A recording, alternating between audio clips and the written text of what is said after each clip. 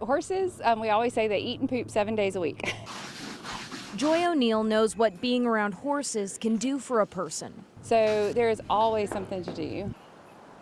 That's why she helped start the Red Barn in Leeds 5 years ago this month. Horses are very intuitive in working with the children, and I just think it's great for them to be outdoors and to move and to play. That's something that a lot of kids don't get the chance to do anymore.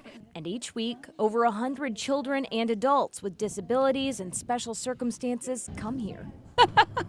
Joy is also the type of person who believes everything that's happened in her life led her to this point, This is Amber and Alexis. including the fact that she never knew her biological father.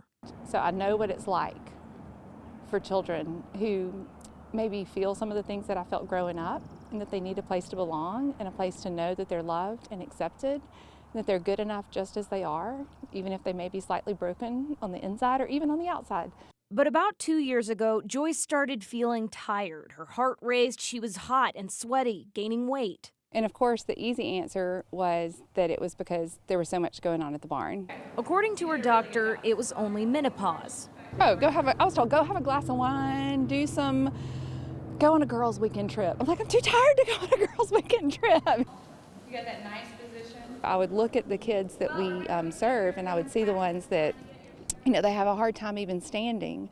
And I would think, just all that self-talk that you do to yourself, like put your wine in, you're able to stand up, quit complaining, Until one day, she got an EKG, just part of a routine exam for life insurance. And that explained a lot. It turns out O'Neill had been misdiagnosed.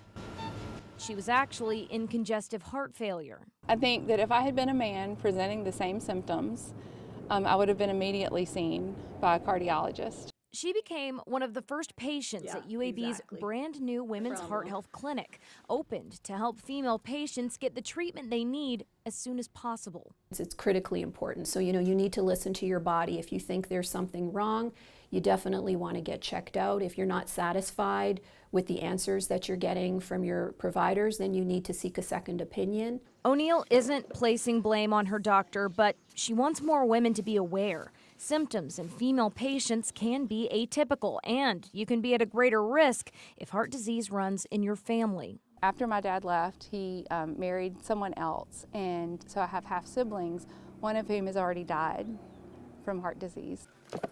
Now her treatment is aggressive and coming probably 2 years later than when it should have been started. But the change has been remarkable, and it's only been about 6 months.